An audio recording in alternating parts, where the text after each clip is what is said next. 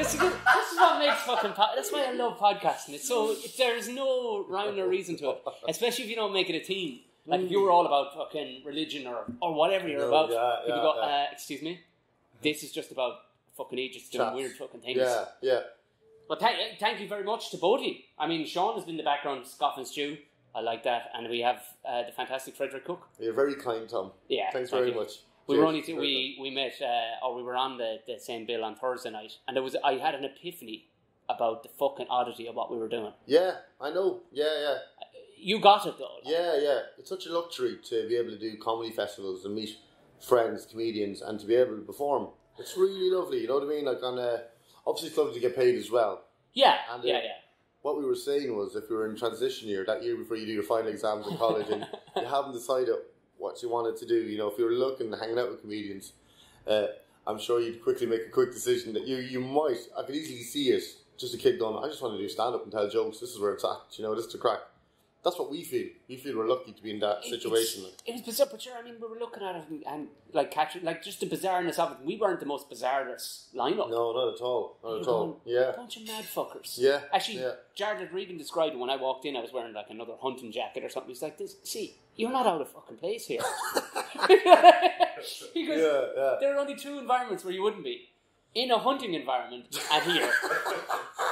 It's like... Yeah. That's funny. But you kind of get away with being a silly bollocks, don't you? Yeah, exactly. Yeah. Especially for I guess everyone's got their different styles, but even the most serious dark comedians, I often find you can find some silly self-deprecation there somewhere, you know? There has to be, yeah. And performance. Do you know, there's a performance in deadpan. Oh, there is, yeah. It's just more subtle, but it's definitely there, you know? But even as, Gerard Staunton. Yeah, like, Gerard was in the States and they didn't, in one or two places in New York especially, they didn't get him. They came up for a hug afterwards to see was he all right, like. And Gerard was going, no, like I'm in great form. Like, this is my thing. So don't get the tragedy. Don't get the tragedy at all. And it's brilliantly tragic. Like. Yeah. It's the beard and the kind of the doughy eyes, like they just. Yeah. And he let you wait on it. You leave it hanging. He let it soak. Exactly. Like, yeah. What did you do beforehand? I had loads. Had you comedy? Yeah, in the real world. Yeah, in the real world. Oh man, so many jobs. Well, I became a lifeguard in the swimming pool in Kells. Is that the truth? That is the truth. You told me that before. Yeah, I was. Yeah. And I went from being a lifeguard to a swimming instructor because there was courses in there to become a swimming instructor, and then I did that. I can't swim. Yeah, I'll teach you, Sean. Okay. No, definitely will. So it's just about getting comfortable with the... You can't swim. No. And you strike me as something with your hair is kind of like you look like a guy who could fucking rip through the water. Yeah. Right through. Yeah. Right. We have that on the bill. Yeah. It's all about the breathing, the rhythm of breathing. You know, like if you get comfortable with that. Because if you get comfortable with that, I think there's a great fear that comes from 1 to 5 with experiences with water with kids. So I mean, like something might happen, and it might, they're just slightly afraid of something, and that creates a slight element of subconscious panic and fear for grown-ups when they get into the water. You know what I mean? Like they put their head underwater. Yeah. So I always try to break that. So I used to do one-on-one classes, starting off with grown-ups. And we just used to breathe under the water and put our heads back up. Breathe underwater, put our heads back up. Blow out, come up, breathe in, blow out. And 50 minutes in, your man's like, "Here, I haven't gone 1 meter yet swimming. What's going on?" You know what I mean? Like, well, this isn't swimming. This is what I fucking paid for. Yeah, exactly. Yeah. But you're trying to create a comfort there and then work from there. You know. Was that your technique you came up with? Like, was that one that was like? No, I've seen it. Yeah, definitely. But you can see it. You can see it with group classes. I'm sure people with both hands. There could be 80 or 90. I've seen 8-year-olds learn how to swim, and they've got their head down and just not swimming, just got their hands on the side of the deck with their head in the water. They take it up and their head down, and they take it up, and it's just just getting comfortable with the water. So it kind of, people always say that, when you look at the sea, that the sea can be your greatest friend and also your worst. Right. And it's understanding those hazards and the uncomfortable position people have with water, So I just realised as a swimming instructor that it was breathing was the thing, which is funny enough. Ironically, not even ironically, but poignantly, I often feel with stand-up that breathing's a great technique. I remember with Tommy, he said, "You've got great timing," Tommy Tiernan, and he said it's in the breathing. It's actually the breathing. That's funny to break it down into like actual biology, like of how it goes about it. If you take your time, and I know for me, like before I go on stage, I do breathing techniques, and it's not. I never need to work myself up on stage. I never need to go, get in the zone. I'm always looking. I'm always. You're in the zone. Your engine is at about 8,000 revs all the time. It's only a matter of time before Fred needs a fucking carburetor change. So I breathe myself down. Do you know, I have to breathe, like 10 minutes, might take less, but once 5 minutes, so I can walk on stage and I'm comfortable with my breath. Right. So I can just let the crowd acknowledge me. And that's interesting that's how you link it. Oh, no, it is. Just to be in control, because, when you're nervous, even if there's someone you fancy or you're trying to be cool with the lads, and you say a joke, you might fuck it up because you're not in control of your breath. You're too nervous, and it's trying to control that. And I do think that's connected to swimming and a fundamental basic thing, just to be in control it's of survival your breath. At the moment, isn't it? Exactly, yeah. But just to control the moment. You're controlling the moment. So breathing for me was always and I've only really realised that in the last 3 years. I was hoping you were going to say, and I've only just realised it during this podcast. I think this is my first day I started breathing, and I feel very healthy about it. Oh, had you done anything else after that? Because I think Ireland's first kind of proper look at Fred was you stole the show on a Sparrow. That's it, Did you know you were stealing the show, or was you know what I mean? Well, I did a casting. Yeah, right. I did loads of ads. Like we all did, queuing up with all the boys. And so I've done loads of ads before that in the background. Do you know, I was in the Meteor ads, and I was in a Tato ad. I was in an ad for Jameson Whiskey. All in the background, but I said if I play my cards right here, you know what I mean, just keep at it, turning up, and they were looking for a character, a certain face, and what the character they were looking for was someone who looks like someone who's never done a day's work in his life. Do you know, slightly shambolic to very Sean Walsh is nodding in the background. So when I walked in to do the casting for that, the director just looked at me, no mess, he goes, "Yep, I think we got this." And that was it. You know all the signs of a fellow who had never done it. Exactly, yeah.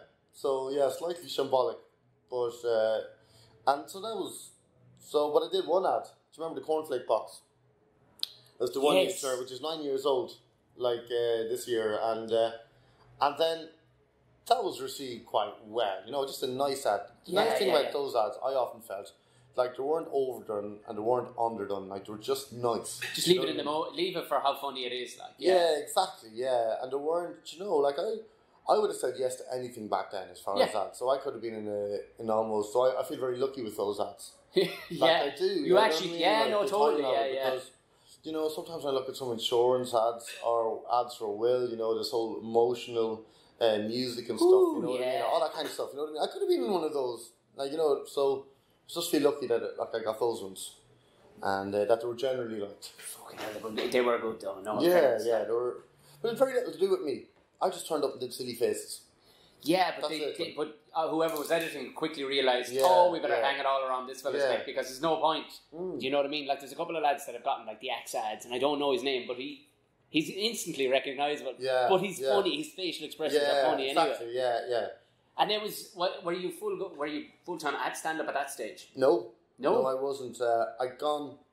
Actually, I was. Do you know what I was? Look at my calendar now. I went full time in 2008. Right. So those ads were 2009, the first one. So, and I do kind of feel lucky that I was full time for a year, or I was making, I was professional 2 years before those ads went out, because I think it would have been very hard for me as a comedian. Maybe. Right. And I never know this, but I often think I still would have got gigs.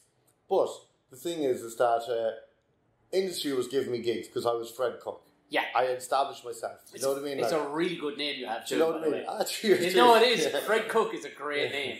Like, I can tell you here now, you would never be my solicitor. Not a hope. Not a hope.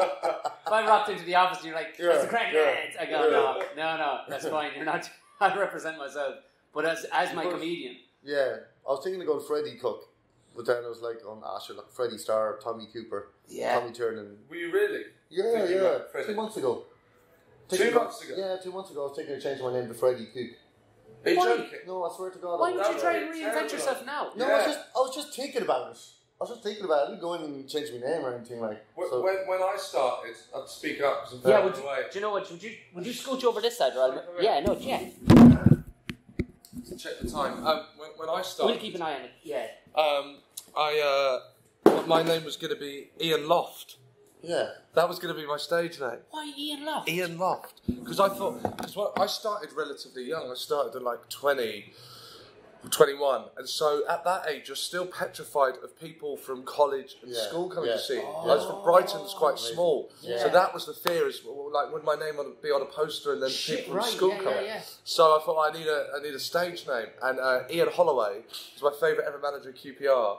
So I thought Ian, and then Loftus Road, the stadium of QPR Loft. So Ian Loft. That was nearly my name. Brilliant name. Jesus, that is a good name. Yeah. I don't think so. But Ian an Loft. extra N, didn't you give yourself an extra N? Yes. You see, it is in Ireland if you think about it, because you'll never meet somebody called Loft. But in the UK, there's a lot of names that are, But Ian Loft is black. Ian Loft could be a solicitor. Yeah. Yeah, he totally could. Ian actually. Loft.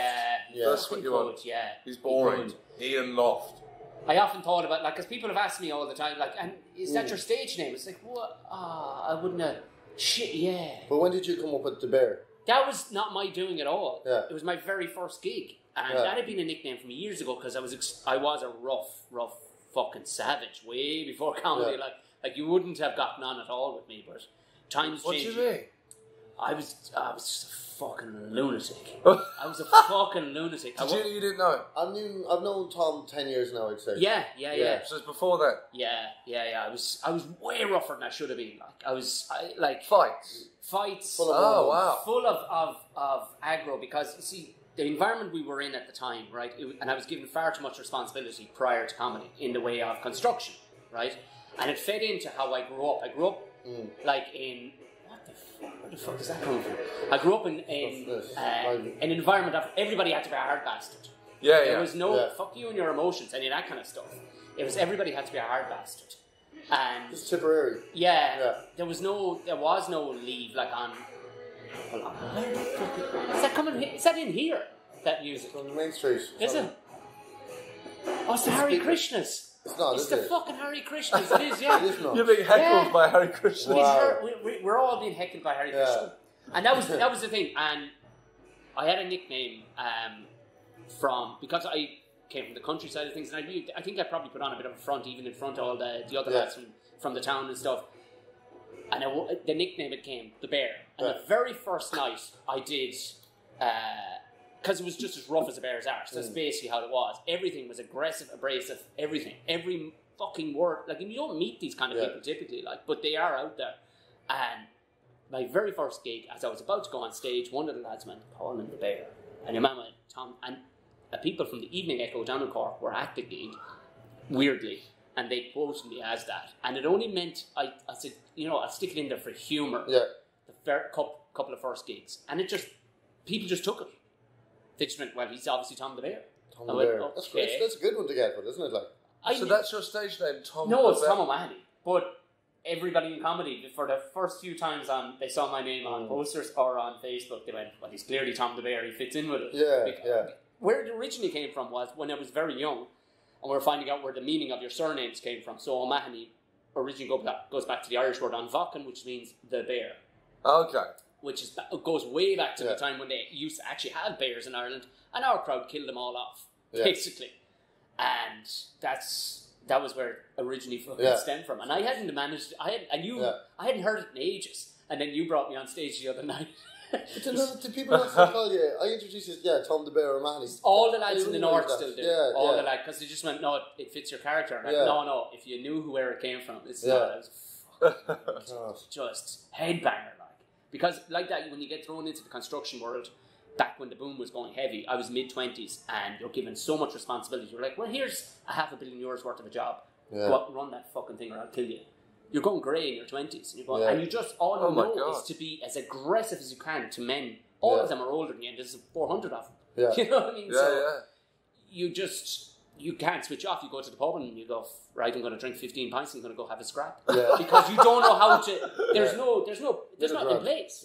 There's nothing in place for you to deal with that level of fucking stress. And there's no way somebody my age should have had it, but it was that. Comedy was the best thing that ever happened to me. That's what it was. Yeah. It was a de-stressor. Oh, for fuck's sake, was it what? Like, I mean, versus any other type of life, like. Because on stage, you don't come across stressful at all.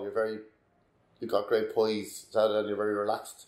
You know, it's you're the antithesis of what you just said there. You know what I mean? Like, there's no tension at all with you on stage. It's very relaxed and funny. Yeah, I think I suppose it's just growing up. I evolved quickly with comedy. One of my first open mics was here, and Fred was on the bill, and it was Fred, Neil Denemer, Des Bishop, and Demo Clark. Oh wow! What a fucking lineup! And I got the ultimate compliment of Fred in the most brilliantly backhanded country way. I came off stage after having a very good open spot, right? And I came off and Fred went, "You'll get him next time, Tom." Just being a joke. But I got it. It was like, that's a perfect fucking compliment. I did that to Cara Tobin once. Do you remember Cara Tobin? She was a very good comedian. But Sean, do you remember Cara? Yeah. Like, she's still around. Like, God bless her, but she was very frail.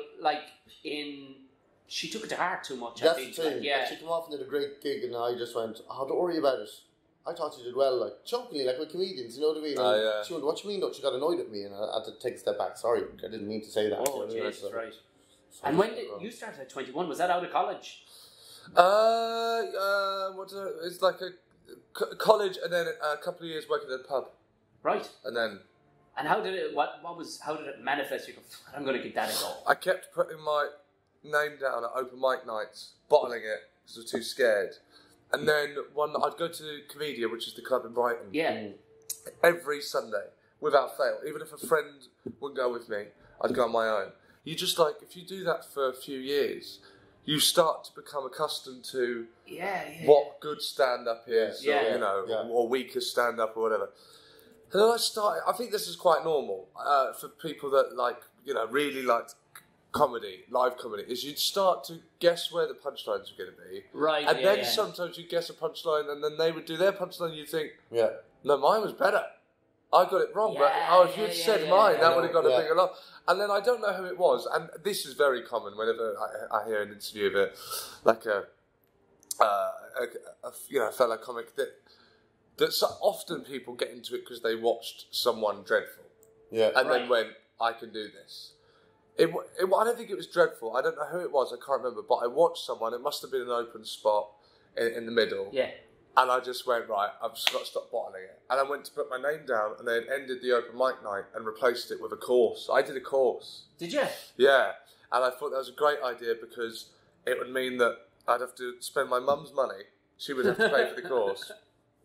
And I wouldn't be able to drop out of the gig. Yeah. Because that would be a waste of my mum's money. It was £112 for 12 weeks. That makes sense, that you backed yourself into a corner. Yeah, exactly, And so, I did it and there you go. That was it. Where was yours first? Yeah. My first gig was in UCD, University College Dublin. I was a student. And but do you know when people say, how long have you been doing comedy? I mean, do you honestly say from your very first gig? Because technically there's a 5-year gap in between that. Technically I've been 19 years at it, if that's the truth. But I haven't really, but I was doing the open spot, the 10-minute open spot. And you got 10 minutes on your open spot? Did you? In college, and I was supporting Joe Rooney, and this MC John Moynes was on, and I got so drunk that I went on stage, and the review in the college paper the next week was Joe Rooney, as Father Damon's Father Ted, great, punching out the heavy jokes.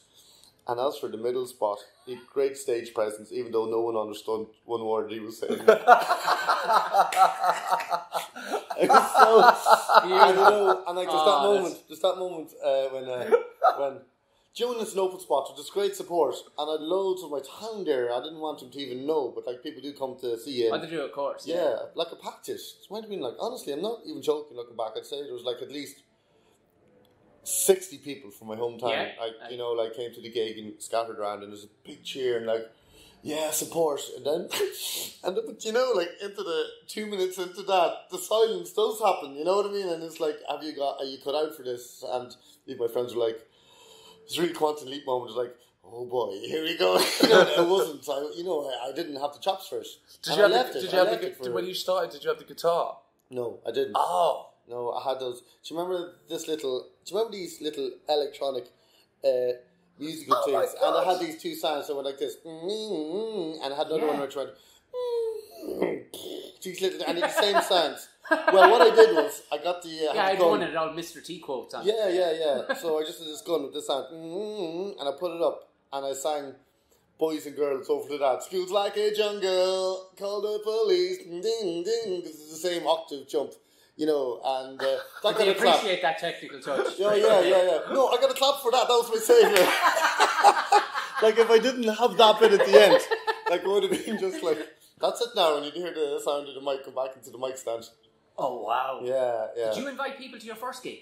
Do you know what? Weirdly, I did, and that's something that I never like friends coming to my gigs now, but I did. Yeah, I was so excited. It's all I ever wanted to do, so I invited my best friends. A few of my best friends came. I did. I thought just three of the boys were going to show up.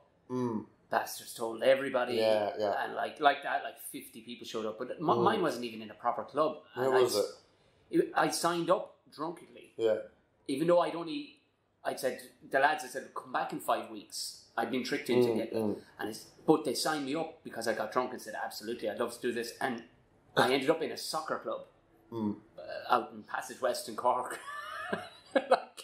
The following Saturday night, and I only found out about it on Tuesday, and I was ready to shoot myself. Like this is the most terrifying thing because I hadn't banked on it. Yeah. But thankfully, like I didn't drink. Had I drunk, it would have gone tits up. But at least the 7 minutes that I was told to do, they were some way fun. They would have been a complete shit show otherwise. Like, but I remember even one of the lads went, maybe have a bottle to take the edge off, and I just shook it all over the floor like I was trying to shake it back. I made a total fucking. Oh yeah, I had the shakes. Yeah, I was trembling. I thought I was going to piss myself. Do you get nervous anymore? No, not at all. Do you? Sometimes, but the breathing helps. Do you know, right? We control that. But if I don't do that, but it depends on the gig. It depends on the. I won't say all gigs aren't important, but sometimes you do something where more people are watching it. So you're more heightened. You understand the weight of the situation. If it's a bigger gig, then I'll have to and maybe feel those nerves coming in. Yeah. I'll stamp them out. I will have to stamp them out, but I will go on stage with no nerves. So you have a mental ability to, because you've obviously done a ton of stand up on telly. So I mean, you know the telly cameras are there. What's your method for going? Get the fuck out of my head. So I think one thing that really helps is sitting down. That you can't pace. No, literally just sit down and don't think about the gig. And if you can, talk to someone and just completely. Stop thinking about the gig. Don't think, and then there's nothing to be nervous about because you've sort of forgotten you're going to do it. Like this is what I did yesterday because I was really tired. So then I started getting nervous. Oh God, am I going to be able to do this? Because I'm so tired. Because you're a bit frail, like I'd been up since 5 a.m. and I sort of eaten hours ago before I'd been on, and I just thought, these are the nerves. I've not experienced these in ages. So I just sat down on the floor and I went because you just trained yourself over a year of consciously try to fight these nerves, and so now it's almost like Pavlovian's dog. If I sit down, sit down, my body goes, "Oh, give it a nerves." Brilliant.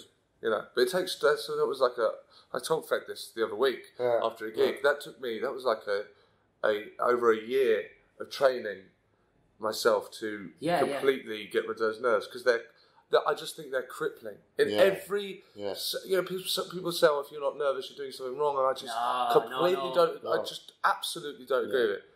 There is no benefit to nerves whatsoever. Adrenaline or whatever, you know, when you walk out and the crowd cheer and you get a bit excited. That's different. That's slamming it into fourth gear. Absolutely. But nerves, I have no time for it. There's no good nerves. Because Kevin Gilday was a couple of weeks ago. He was asking me, because you look like you never get nervous. I said, no, there are nerves. I said, but you gotta nut up or shut up, like, you know, and actually get it to work in your favour, like.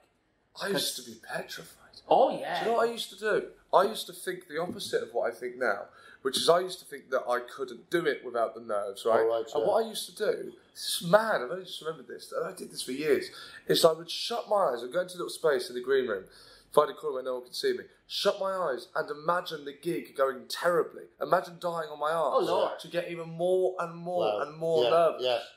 So that there was, absolutely terrified. So that there was basically no choice but to have a good gig. Yeah. Brilliant. Obviously, it doesn't work. It sounds brilliant, but obviously it doesn't work like that because you can't.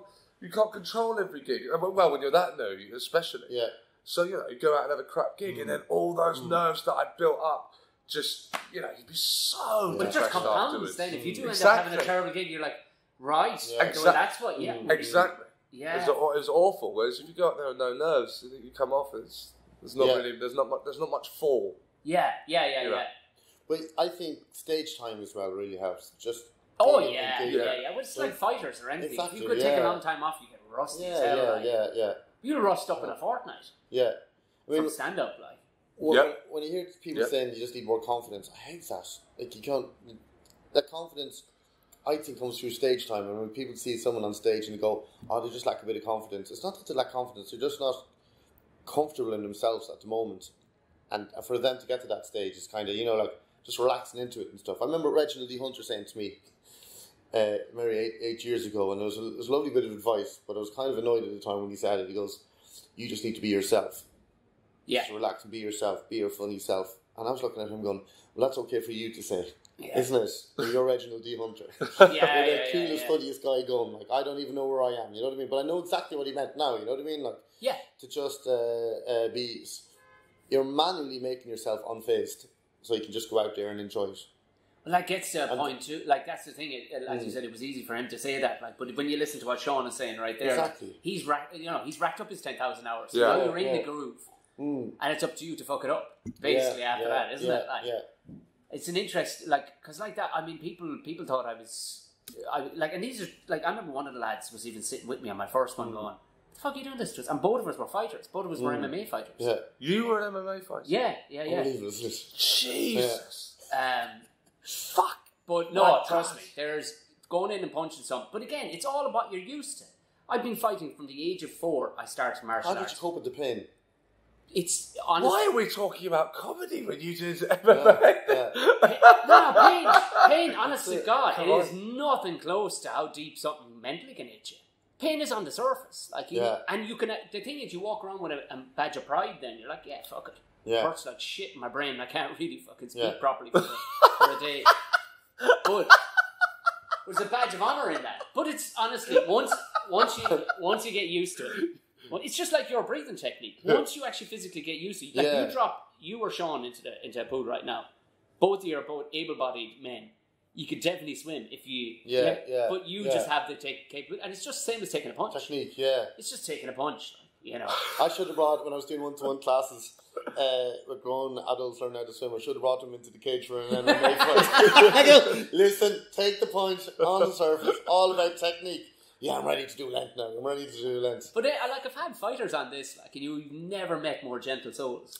Like, what's a common thing that people often do is, compare the something that they used to do to stand up or different sort of performing arts. I often compare. I think stand up comedy, the industry can sometimes be a bit like sport. Often, because you have so many sports people on this. It's the fight game, especially. So this is what I was going to say. So what are the comparisons between comedy and MMA? And I'm sure I bet there are loads. Well, so we step back from the actual competing, the stage and the ring. Yeah. The business, unbelievably similar. Like in that, you may not see the greatest fighters get to the top. You may not. Like in that, if there's marketability behind a fighter, like there's probably 4 or 5 fighters right now in Ireland that could strangle the guts out of Conor McGregor. Yeah. But they won't get the opportunity ahead of him because he's unbelievable marketability. Yeah. Unbelievable. I mean, look. Yeah. There's no more talking that needs to be done about it. But also the preparation, and it's a lot of it is like that, is stage time, ring time. Yeah. Yeah. You can strangle the head off each other all day long in the cage. You can do 10 hours a day for 6 weeks in a camp. Nothing prepares you. And you can shit the bed faster. The worst gig going. A mate of mine, Will Flory, he just signed with Bellator. And he walked into the cage 14-0, had beaten the fuck out of everybody, and his head wasn't in the right place. Wow. This guy who stepped, everybody kept pulling out ahead of fighting this guy because he was just fucking mangling people, like in a nasty way, and. What do you mean his head wasn't in the right place? His head wasn't in the right place because he had a fighter in mind for 6 weeks prior in camp. He had all his techniques. He'd gotten the right guys in. Then your man pulled out. which has happened to him a ton of times, a week out from the fight. This other guy was just thrown in. He went, you know what, at this fucking stage. And I could see him be on interviews. I went, no, when you got to treat this fella with the same respect. And he said, in my opinion, his head wasn't right. And he just went, fine, fuck it. I won't change anything. And it was a completely different fighter. Yeah. And he mangled the guy for the first minute and a half. The guy snuck out from underneath him. Bang, bang, 2 to the chin. Will's gone. Knocked out. Wow. God. I remember seeing that with David. Go on. Sorry. I say, you know, when you compare, you can't give out about your agent after getting knocked out. I've got the wrong agent for this. Well, you think, hold on. You think. It's my agent's fault. You think, but how do you think so many fighters stay as long at the top as they do? Because their agent is amazing at teeing up road warriors. They just put up these fucking, you know, every day. It's like the Rocky story. Yeah. Rocky got the title and they're just throwing fellas at him and he's like the greatest in the world because he's defended it 10 times against nobodies. Yeah. So they're throwing nobody. Trying to do. And you're blaming your agent if all of a sudden one comes out of nowhere that he didn't keep an eye on that absolutely snuffs you out. Yeah. So so there's a ton. There's tons of it. And the prep is everything. We probably don't... I mean, there probably isn't a proper book like there is in fighting. There probably, you know what I mean? There's a book, look, you gotta fucking do this, this, and this, and get the right people in place.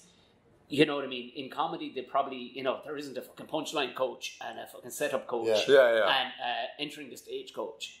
That would muddy the waters too much. But there's some amount of similarities between the two. Like, very calm people you meet out both ends. The people at the upper echelons of comedy, and you know, people have been doing it a long time and who are very good. Same with the fighters. Which do you prefer now, comedy or MMA? Comedy all day long. What to do? Do you mean? Yeah, to do. Yeah. The immediate results were definitive in MMA. Yeah. If you strangle somebody, and that's it, you won. Yeah. It's almost it's a perception in comedy. Yeah. You know, 90% of the audience may go with you. Okay. Yeah. And there'll be 10 go, right. Yeah. Well, but if you strangle somebody till he fucking passes out, nobody can argue. That's the only side of it that I would love. I'd almost love an apprenticeship in comedy. That you got to serve your 4 years before you can call yourself a comedian. Because at least then you're on there's a bar to actually but then it doesn't become art anymore. Yeah. When does it stop being art? You know what I mean? Yeah. I think it's like Tom Stade. Tom Stade said this. When do you win showbiz? That's the exact same thing you said. I was supporting him last year, and he said something very similar to me. Yeah, and I think that's where a lot of the paranoia comes from in this game. Is you don't really the thing is, you'll never know. You will never be certain and know why it's not you on that show. And you can't. You can go through what you think it is in your head. Another reason you think it is. Thousands of reasons. You think, it's because they hate you, or is it because of this? Did I say something wrong in a bar one time in Edinburgh? I mean, I've gone through it all. I really have. Just why? I thought I would have been right for this. Why am I not on that? And there's it's not like in sport, you lost or you won. And that's it. I won, I'm the champion. You can't be the champion of this. I mean, what is the champion of this? Because on one hand it could be, well, whoever's earning the most money. So, well, maybe Michael McIntyre in the UK, maybe he's the champion. And on the other side you go, but, you know, a lot of critics, I think unfairly, will be harsh against Michael. So there'll be comedians that are critically adored, but maybe don't take in the money. Who's winning? No one's champion. It's just everyone's living in. I'm sure Michael will be at home wishing that he was, regarded like Stuart Lee. Yes, that's exactly. And all that stuff. That's why we're all mad. That's the thing. Like, I mean, if there is no comment. Like, you can't take. Like, say you took Michael and say Stuart Lee or you or what, and you just said, all right, let's go to a place that has never had a television. Let's go find some people in Papua New Guinea, put them in front of them, see who rocks. I would love it. I mean, that would be... Who rocks. What a documentary that would be. Wouldn't it be? Like, just absolutely... Do you know what? No preconceptions. I went out to America and I did Conan, the show.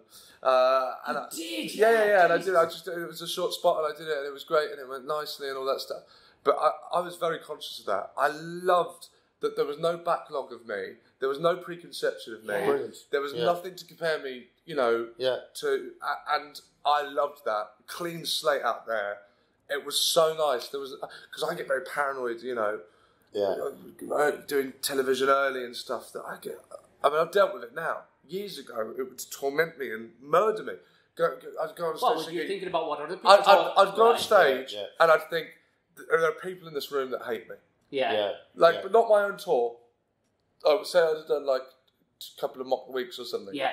And I couldn't get out of my head that someone in this room hates me. I couldn't. It was crippling. And to be in America just going, I think this set is good. And I think most people are going to think this is good. Because it usually was. As you said, you know, it was such a nice feeling. And how do you feel like now, like when you're gigging in England? Has that feeling? Well, I had to deal with that, didn't I? It took me years, so I just don't care. But that, you know, that came from. There's a lot of therapy. Of course, if you've got it into your head that people hate you, that's a dark place to be. Especially when your job, the currency of what we do, is likability. That's the currency. And if you've got it into your head that you're hated, you're useless. Yeah, you've already lost the first two. Exactly, absolutely. And that was like for the small bit of telly I did. I played complete opposite characters to who I was, like posh Dublin characters and stuff like that on TV. And people you could see people go, oh, they were genuinely fucking disappointed. Yeah, no, you could see it. And I had to then develop material around the fact that. Hold on one second. I didn't come into your living room and fucking lie. Yeah. That was acting, you fucking idiots. That money's long time spent. Eric Lawler, who's a baddie in Fair City. No way. And a proper baddie. I can't believe it. Proper baddie, Like there's no the nicest man. But there you go. Dublin. It's the biggest paradox going, like, and he walks out and he makes fun of it, and he'll almost change his accent to that's great. Would you have to, somewhat, especially in a population so small, like, you know what I mean? Like 400,000 people a week watch Fair City. That's 1/10 of the population. You know what I mean? It's mad, like complete opposites. So it wasn't that I was overly. You see, I think if anything, if fighting the martial arts gave me it gave me a decent aggressive edge. Not to the point that I think I'm always right, but it was always like, right, if this isn't going right, I better fucking start this quick. Yeah. Because I'm not quitting comedy. Yeah. I better start this quick and find out how this is going to. So I've stopped a few times in the middle of a second, going, all right. What's gone off the fucking rails here? What's gone off the fucking rails here? What do we need to do? Will we back up the truck around the corner and try another road? And you see people going, yeah, you better. I've seen one of the funniest things I've seen in this venue here, I won't mention the comedian, but he had a song which was a known song. It was definitely I'd say it was I won't say it. Yeah, Fred Cooke. And but I'd say there was around 20 in the room, and it was a hard enough energy in the room as well. Fred, I've got to walk out on you. You gotta go. Cool. Yeah, no, I'm late. Go. Yeah, no, he's late. I'll see you later. Do. We'll catch you up there, right? Yes. Yeah. See you, Sean. See you, buddy. That's a terrible handshake. Sorry, that gets you better. Sorry. There we go. Oh, Lord. I'm now late. Don't worry, we'll get selfies and stuff. People are totally going to understand this. This is what happens in podcasting. Do you know how to get to... No, I'm going to get a taxi now because I'm late. Yeah. Okay. No, a taxi will take him very quickly. So if you go out onto that straight across the road, grab a taxi up there, and he'll have you up there in 3 minutes. See you later, Sean. See you up there, Sean. So tell us, so what was the song, or how did it fare out? Oh, yeah, so it was like, but it's just the way, the end, he couldn't recover from the joke not working, and he just went quickly into the next bit of material, like, the previous 2 minutes never happened. And it was very funny. He had a song going, it's about incest, and going, I am my own granddad, should my brothers, my sisters, my father, I am my own granddad. It's a song I heard before. And he had the guitar, and no one was laughing. And you could hear one girl going, oh, like that, halfway through the song. And then I remember he played the last chord. You could hear it was the D major, and he puts the guitar down. You can hear the guitar going against the wall. He turns around and looks at the audience. He goes, "So, what do you think of the recession?" Oh man! Well, I fell to the floor laughing. Like I was like, "This is so funny." I don't know where it came from for me to actually. Somebody definitely told me. Some senior comedian definitely told me that it's easier sometimes to point out the elephant in the room. Yeah, absolutely. It was somebody. It was somebody big too, like Tommy. I can't remember who it was, but it was like, if it's gone off the rails, Tom, it's just you and them. You may as well ask them. Like, yeah, exactly. Yeah, do you know? And I'll never. But there's times when stuff is so like sitting. Just because you're sitting and we're talking about it, you're sitting exactly where it happened. And I think I've talked about this in the podcast. There was this weird night I was here, and it was packed to the rafters. And the laughter was great, the claps were great, But this one couple that were sitting right where you are now, they were clapping and laughing completely out of tune with everybody else. Yeah. Like, you talk about that one person in the audience who's not laughing, right? Yeah, exactly. But I couldn't say anything, right? So they're laughing and they're retelling the joke as it's ploughing on, like there's nobody else in the room. God bless them, I'd say they were never out of the house before. But as I was, good night and thanks very much, this bloke of the couple stood up and went, like, when everybody else was clapping, went, thanks, Tom. Like... and walked out. No, it's just sat back down, but it was almost like I performed it solely for them. Yeah. Like, comedy means so many different things. Like, even today... Oh, were they on drugs or anything? They definitely weren't those kind of people. Yeah, I think they were just out for the first time in a long time. And they had picked up on the fact that nobody else is around them. And you don't know what people's upbringings are, so you don't know. Like a bloke today, I was tagged in a picture with a bloke and from Thursday night, and like some bloke wrote underneath, I saw the bear one time. Not as funny as I thought he'd be. Yeah. Do you know, that it stings for a split second, and then you go, oh wait, you haven't, right. I know. Yeah. I don't think trolls are as bad as they were like 2011. No. You know what I mean? I think there's a new decorum which is fitted in. You know, it's they can great. understand that. Yeah, absolutely. There's people who reviewed other comedians and they were mean, and I've laughed at it, you know, and agreed with it. And then I remember once the same reviewer in particular said something about me, right? A TV show I did, and he said it was like the worrying, annoying thing about it was everything he said I agreed with. You know what I mean? Like, it's not like, you know, people go, what does he know? What does he know? It's like, he's actually, if I didn't know myself and I seen that on TV, I'd think the exact same. Yeah. But it was so hard for me to take the punch. Do you know what I mean? Because I've seen him attack other comedians, and he's very funny in his style of writing as well. Like, so. But that was the only time I really ever got punched. You know, like, I used to get punched when I was young, you know what I mean? Like, we were so sensitive to the elements starting off, like, you know, you would kind of... Unbelievably so. My first ever Edinburgh review was something along the lines of, and I mean, this was so bad, like, the gig was just... It was actually a preview. We got there a day early. Nobody should, and there was 5 people in a room that can hold 60. Like. And one broke down crying in the middle of my show and everything. Sure, her father had been murdered a month previous outside the door of the venue, and she just came in drunk. Because it was at 3 o'clock in the day show, she'd been drinking since 9, bawling, crying. Natasha took her out of the fucking room. She couldn't get her beyond the door, outside the door, and she sobbed the whole way through. And I had to do a half an hour. I was splitting the show with Sean Hegarty from the north, and fuck me. And I ploughed through as best I could for a young fella who didn't know. I know. And it turns out the reviewer is some student who's actually studying horticulture. Yeah, I know. Yeah, and they just went. And the line was, O'Mahony doesn't even look like a comedian. Like, what the fuck does a comedian look like?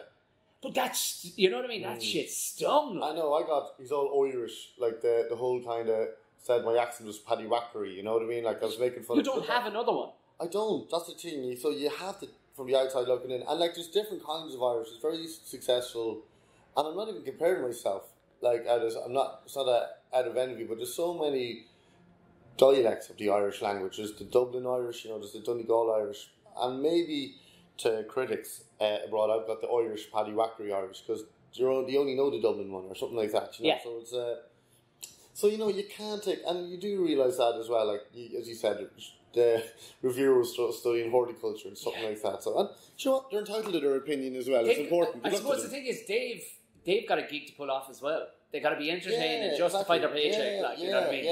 Like if they were high fiving everybody. Yeah. Do you know? Yeah. So it's, I suppose, in that degree, but it is you're putting what your thoughts out there, which is weird because if you built a fucking wall and somebody came on and wrote an article about your wall, you go, nah, that fucking wall is grand. Yeah, because there's no interpretation. No, if it's a good wall, it's a good wall. Yeah. You know what I mean? Like, and if someone tweeted it, you wouldn't mind. But if they wrote it in, in some newspaper, official newspaper, that's pretty heavy, isn't it? Like, it puts a bit of weight on it. All right, other people are reading it and stuff like that. So it does sting. But things are on the. Have you moved to the UK yet? I moved to the UK 6 weeks ago. Yeah. Right. Okay. So I knew you had, but there was something in the back of my mind going, he's still ever present in my soul. I'm always home. Yeah. I'm always home. It's like Rory O'Hanlon shirt. Yeah. Turkey last night. Exactly. And I met him today. It's I'll do your podcast next week. I actually need to come home to Ireland to work to survive in London. So that's the kind of irony about it. What is this the next phase of evolution, do you feel? I think it's giving myself a chance, and I don't even know what I'm giving myself a chance for. Obviously, like, you know, I genuinely can say a lot of Irish comedians moved to England because they weren't getting the work. Yeah. And I was one of the lucky ones who actually was getting you the were work. Getting you know, I was getting nice support acts and all that kind of stuff. So I can't say I wasn't. But I just think that, why not? Because I can still come home here. It's not like the 60s, you know, or 50s when you were gone forever. You're gone, you set up a family in Manchester and that was it. Like, and so, and you know, it's, you know, I'm 37 now, so, you know, now's the time, really, you know. Yeah. Because I don't want to be, if life is good to me and I'm 85 or 90, saying, God, I wish I'd done that. You know what I mean? Yeah. So now's the time. And that's the only reason why I'm doing it. You know, but I'm definitely good over there prepared. That's the thing. Stage time. I learned. You've done your learning, really. Like, Yeah. No, I'm always learning. Do you know yeah, what I mean? yeah. Right. Sorry. Yeah. One of the reviewers, he goes, you know, he was like, there's a driving show that I did. Yeah. And he goes, I still have my L plates on for stand-up comedy as well. Do you know, like, it's very funny. Fair play to him. But I was like, I'll always have my L plates on. Do you know what I mean? Like, you've never sussed it. Because the moment you suss it, what's the point? Well, that's even what I asked last week's guest. She's a DJ, Orla Feeney. Yeah. With RTE Pulse. And I said, are you still learning? Because she's a headliner everywhere she goes in the world. Like, she goes, absolutely. Like, you can't stop. Like, as soon as you think you've learned it all. Exactly, yeah. There's always something. There's always something new or a new idea or something like that. So yeah. And it's, I suppose, and you develop systems too. Like, I was asking Rory O'Hanlon how his Edinburgh show is looking. And he was like, he says, I'm shitting the bed. He says, but look, he says, I've done it so many times now. He says, I have a kind of a thing in place. Yeah. What's his thing? This year is, it's going to be, he says, knitting it all together is going to take at least 5 or 6 days. Because he says, I have all my 10s and 15s ready to go, but he says, this year it's not really going to be a theme. Yeah. You know what I mean? There isn't a theme to it.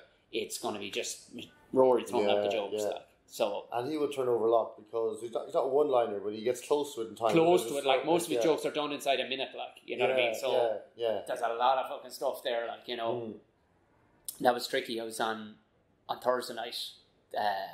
One of the acts pulled up 8 minutes short. Yeah. And it's weird, isn't it? Because had it been a few years previous, I would have been, oh, fuck me, what do I do now? Because you know what you're going to do between the acts. I'm supposed to be doing 3 minutes between each act. All of a sudden they went, Tom, can you do 11 minutes instead? Yeah. So it's like, oh, right. Okay. Yeah. But it was okay. It was grand. It was like, stage time helped you, yeah. It was. And you'd won over the audience at that stage anyway, so like, we'd all endeared ourselves with each other, with the audience at that stage. Sorry about that. Sorry, it's a bag full of rubbish anyway. That's my man bag. Who was, Charlie Spriggan was admiring, he was like, could you get a more manlier fucking man bag? Yeah, it's a lovely bag, Tom. It's, I think it's originally meant for fish. Yeah. I think it's meant for fishing. It's just... waterproof. It's waterproof, and I just... It looks all right. Do you know what I mean? Where you can carry stuff in it and not look like a knob jockey. Like. Because and one thing I noticed, a lot of Eastern European lads, they wear a lot of those Adidas little hip bags. Yeah.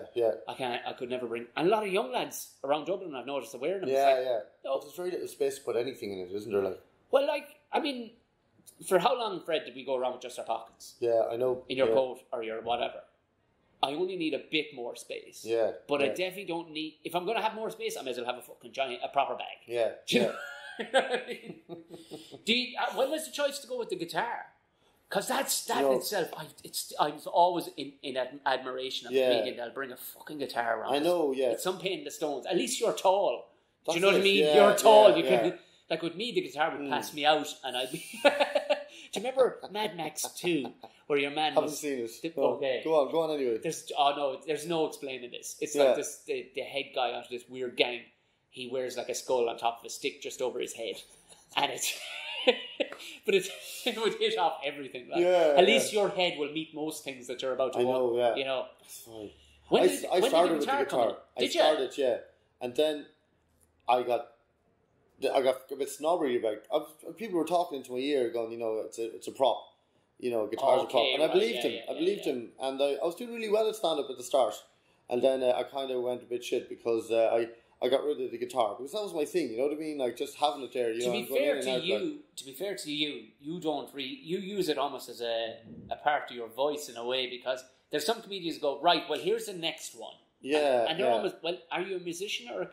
You kind of go, you twang it along and you go, wait, I'll tell you. And, and the fucking guitar gets thrown behind the back and you're like, and you're into another bit, and you're going, we'll throw out this bit here, and we're back into another joke. And that's what I like. That's why with me, I can't even relate you to a musical comedian, because I go, he's just a bloke who has a guitar for a few old, a few chords, and it's just so music samples and stuff. It's the perfect half balance. I often feel I'm like, we see Glenn Hansard on stage or Christy Moore, and like they'll tell a few jokes and then all the songs, and they're all on the guitar. I'm like that without the actual songs. Do you know what I am? I just kind of it's more of a moment thing. You know what I mean? Like, I like it though. If Glenn Hansard tell loads of jokes but never sang one song from beginning to end, that's what my stand up be like. You know what I mean? Like that kind of not irrelevant chat, but just kind of banter with the audience. You did. I like the way you did compare yourself to two unbelievable superstars who aren't comedians. Someone else.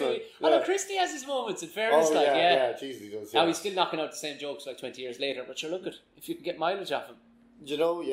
That's what Without mentioning Tommy Tiernan too much, but he was saying it to Bernard and Shay and myself last night about this is what he said, Tommy. But we've got old material, and like we're always worried, have the audience heard it before or something like that. But the audience just wants you to perform that material. You know what I mean? Yeah. As if it's the first time. I think that's more important than actually caring how old your material is. I for sure have been asked. I've been asked to. I joke. It only happened about a month ago. I was down in Waterford or West Cork. I can't remember. But it was a joke I hadn't told in 4 years. Yeah. And one fellow went, "Tell the banana joke, Tom." Yeah. Like, what? Go on. Yeah. I fucking told them all about it. Yeah. So I went, well, all right. Thank you very much, because you just eaten up 11 minutes of material there. Yeah, brilliant. It was perfect. Yeah, but it was weird that somebody had actually, like I was Neil Diamond or something, and he was he was shouting up requests. Yeah. Well, funny, I've seen Neil Diamond live, and he sang Sweet Caroline 4 times. 4 times. I'm not joking. Did he? Yeah, Glastonbury, Fair fucking play to. I think it was the second song, and then he played it acoustically, and then he finished with it. And I did a gig with Johnny Logan once in Bohemians. It was a fundraiser for the Bohemians Football Club. Right. He was singing song 10, and he did Hold Me Now 4 times.